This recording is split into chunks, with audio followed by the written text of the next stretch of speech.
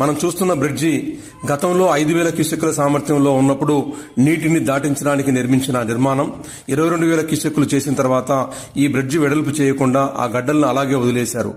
దీనివల్ల ఇలాంటి అనేక అవాంతరాలు ఈ కాలువలో మనకు దర్శనమిస్తాయి. ఇలాంటి అవాంతరాల వల్ల 22,000 క్యూసెక్కుల సామర్థ్యం ఉన్న కాలువలో 8,000 క్యూసెక్కులు నీరే పోతూ ఉంది. దీనివల్ల అధ్యక్షులు రాయలసీమ సాగునీటి సాధన సమితి ఈరోజు కృష్ణానదికి తుంగభద్రా నదికి 2,000 టీఎంసీలు వచ్చిన సందర్భంలో కూడా రాయలసీమ ప్రాంతంలో రైతులంతా కూడా గుండె దడతో ఈరోజు బతుకును వెలబుస్తున్నారు. చివరి దశలో పంటలు ఉన్నాయి, పుట్ట దశలో వరి ఉంది, లేదా అనేక చిరుధాన్యాలు కూడా ఉన్నాయి. నీటిని ఇవ్వలేని పరిస్థితి ప్రభుత్వం. అంటే ఇన్ని నీళ్లు ఉన్నా జల సంరక్షణ సరిగా చేయకపోవడం అనేది ఒకటి స్పష్టంగా అర్థమవుతుంది. అదేవిధంగానే అనేక చోట్ల పంట కాలువలు లేకపోవడం వల్ల నీటినంతా కూడా ఇష్టారాజ్యంగా శ్రీశైలంని ఖాళీ చేసేసి కిందికి తీసుకుపోయిన పరిస్థితులు ఉన్నాయి. ఇక ఈ నేపథ్యంలోనే మేము ప్రభుత్వానికి ఒక సందేశాత్మక వీడియోను ఈరోజు రిలీజ్ చేశాం. కేవలం 1,250 కోట్ల రూపాయలు ఖర్చు పెడితే 5 లక్షల ఎకరాలకు వచ్చే సంవత్సరం నీళ్లు ఇవ్వడానికి కావాల్సిన మార్గాన్ని మేము చూపెట్టాం. పంట కాలువలు తయారు చేస్తే అంజయ్య గారు నిర్మాణం చేసిన ఎస్ఆర్బీసీ ప్రాజెక్టు కట్టి ఇప్పటికి నిర్మాణంలో అయ్యి 20 సంవత్సరాలైనా 30,000 ఎకరాలకు జమల్మూడి ఏరియాలో నీళ్లు తీసుకోలేకపోతున్నాం అంటే ఎంత అధ్వానంగా ఉందో అర్థమవుతుంది. అదేవిధంగానే తెలుగొంగ కింద కూడా 17 బ్లాక్ నుండి కింద పంట కాలువలు లేవు. మరి కడప జిల్లాలో గండికోట నిండా నీళ్లు ఉన్నాయి, మైలవరం నిండా నీళ్లు ఉన్నాయి, పైడిపాలెం నిండా నీళ్లు ఉన్నాయి, సర్వరాయ సాగర్ నిండా నీళ్లు ఉన్నాయి, చిత్రావతి బ్యాలెన్సింగ్ రిజర్వాయర్ నిండా నీళ్లు ఉన్నాయి. కానీ పంట పొలాలకు నీరు పోయే గతి లేని పరిస్థితి ఉన్న నేపథ్యంలో చంద్రబాబు నాయుడు గారు ఒక్కసారి ఆలోచించుకోండి, వాస్తవ పరిస్థితులు గమనించండి. మహిళలు తాగడానికి కూడా నీళ్ళు ఇబ్బంది పడుతూ ఆస్పరి ప్రాంతంలో ఒక మనోవేదన, ఉదయం లేచిన వెంటనే నీళ్లు ఎలా అనే ఒక మనోవేదన పడుతున్న ప్రాంతం గురించి మీరు తెలుసుకోకుండా ఎక్కడికి వచ్చినా ఏ ప్రాంతానికి వచ్చినా ఒకటే మాట, మా దగ్గర ఒక ముతక సామెత ఉంది, పాడిందే పాడరా అని.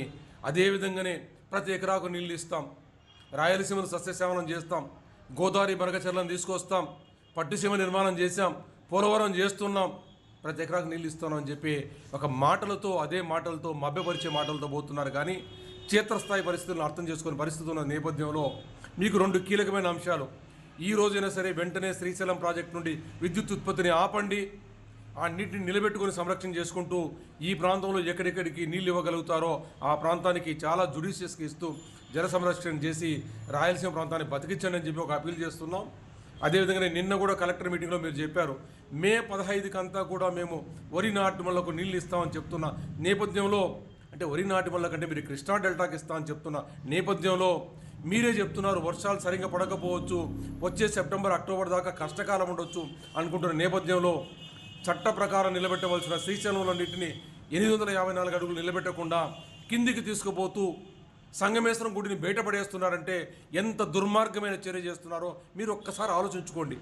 మీకు అన్నీ తెలుసు విషయాలు, మీరు కలెక్టర్కి చెప్పారు. చెప్పిన నేపథ్యంలో వర్షాలు పడవంటూనే రాయలసీమకు నీళ్లు రాకుండా శ్రీశైలం నుండి కాలు చేసేదాన్ని తక్షణం ఆపండి, కరెంటు ఉత్పత్తిని ఆపండి. ఈ ప్రాంతంలో చివరి దశలో ఉన్న పంటలకు నీళ్లు ఇవ్వడానికి ఎక్కడెక్కడైతే ఉన్నాయో అలగనూరు ద్వారా కూడా కొన్ని నీళ్ళు ఇస్తూ ఈ ప్రాంతంలో కూడా కుందులో కూడా తాగడానికి నీళ్ళు లేని పరిస్థితులు కూడా నీళ్ళను వదలాలని చెప్పి ఈరోజు సోషల్ మీడియా ద్వారా మీకు అపీల్ చేస్తున్నాం. అదేవిధంగానే వచ్చే సంవత్సరానికి అంతా కూడా మీరు 1,250 కోట్లు ఖర్చు పెట్టి పంట కాలం చేపట్టని చెప్తున్నాం. ఈరోజు మీరు కేసీ కెనాల్కి సంబంధించిన అలగనూరు రిజర్వాయర్ ముందుకు పోలేదు, దానికి సంబంధించిన ఇంకా డిజైన్లే పూర్తి కాలేదు.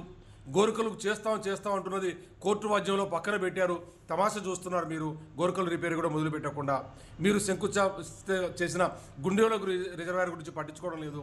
కనుక ప్రాధాన్యత క్రమంలో రాయలసీమ వాటిలో చూపించి మీరు ప్రజల మనసులను గెలుచుకొని వాళ్ళ గుండెల్లో 10 కాలాల పాటు ఉండండి అని చెప్పే సందేశంతో ఒక వీడియోని చేశాం.